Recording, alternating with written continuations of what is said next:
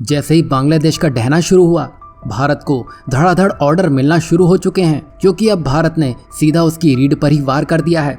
वहीं यूरोप की गद्दी पर अब भारत ऐसा ग्रहण लगाने जा रहा है जिससे वो कभी उबर नहीं पाएगा। जैसा कि आप देख पा रहे हैं, पीएम मोदी अभी अमेरिका पहुंच चुके हैं, जहां पीएम मोदी क्वाड शिखर सम्मेलन में भाग लेंगे और अमेरिकी राष्ट्रपति जो बाइडेन के साथ द्विपक्षीय वार्ता भी करेंगे। जहां अभी पीएम मोदी अमेरिका में हैं, तो वहीं से उन्होंने बांग्लादेश पर धड़ाधड़ एक्शन लेना शुरू भी कर दिया है।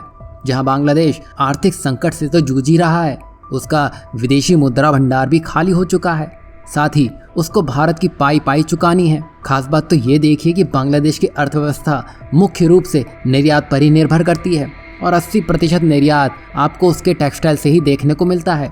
मतलब जो सबसे ज़्यादा कमाई करके देने में लगा था, वही सेक्टर अभी ज़मीन में धंस चुका है और यहाँ भारत बांग्लादेश की इसी स्थिति का फायदा उठाने जा रहा है। आपको बता दें कि कहीं ना कहीं बांग्लादेश के डूबने में अमेरिका का बड़ा हाथ था, लेकिन अमेरिका भूल गया कि अगर भारत के हाथ में ये टेक्सटाइल का जत्था लग गया तो भारत को बांग्लादेश की भी ज़रूरत नहीं है, क्योंकि टेक्सटाइल एक ऐसी इंडस्ट्री है जो सोने का अंडा देने के लिए जानी जाती है। यही वजह है कि अब बांग्लादेश की समस्या की वजह से कई विदेशी कंपनियां अब भारत में अपना प्रोडक्शन शुरू करने की सोच रही हैं।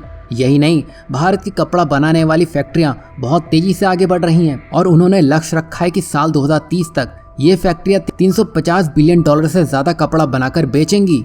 और ऐसा इसलिए भी हो रहा है क्योंकि भारत को दुनिया के कई देशों से कपड़े बनाने के बहुत सारे ऑर्डर मिल रहे हैं, यानी दूसरे देशों को भारत से कपड़ा खरीदना पसंद आ रहा है। यही नहीं, भारत को अप्रैल से अगस्त के बीच में काफ़ी नए प्रोजेक्ट और ऑर्डर मिले हैं जो पिछले साल के मुकाबले 3.80% ज़्यादा है। और इसको और बढ़ाने के लिए भारत सरकार ने पीएम मित्र पार्क बनाने का फैसला किया है, जो खास तौर पर कपड़ा कारखानों के लिए होगा। इसका मकसद तेजी से कपड़ा उत्पादन बढ़ाना होगा और वैश्विक स्तर पर सबसे आगे रहना होगा। और यहाँ पर सिर्फ एक नहीं बल्कि ऐसे 7 पार्क का निर्माण किया जाएगा, यानी भारत इसको बड़े लेवल पर ले जाने के लिए तैयार है। और ये बांग्लादेश की सीधे रीढ़ की हड्डी पर वार होगा, जिसे वो फिर कभी खड़ा नहीं हो पाएगा। यहाँ आपको क्या लगता है, भारत जो करने जा रहा है सही है या बांग्लादेश को एक मौका देना चाहिए? वहीं नेक्स्ट अपडेट की बात करें तो ये यूरोपियन यूनियन से जुड़ी है, जो भारत को बार बार टैक्स की धमकी देते हुए दबाने की फिराक में था। लेकिन भारत ने भी जो वार किया है उससे यूरोपियन यूनियन समझ जाएगा कि भारत को इतनी आसानी से रोका नहीं जा सकता है। बता दें कि भारत के लाख मना करने के बावजूद यूरोपियन यूनियन ने भारतीय स्टील पर अतिरिक्त टैक्स यानी कि सेफगार्ड ड्यूटी लगा रखी है, जिससे भारत को भारी नुकसान हो रहा है। और यही वजह थी कि भारत और ईयू के बीच इस मुद्दे को सुलझाने के लिए बातचीत भी हो रही थी, लेकिन इसका कोई हल नहीं निकल रहा था। अब भारत ने भी फैसला किया है कि वो ईयू पर पलटवार करेगा और उसकी कंपनियों से 1.1 बिलियन से अधिक की ड्यूटी वसूलेगा।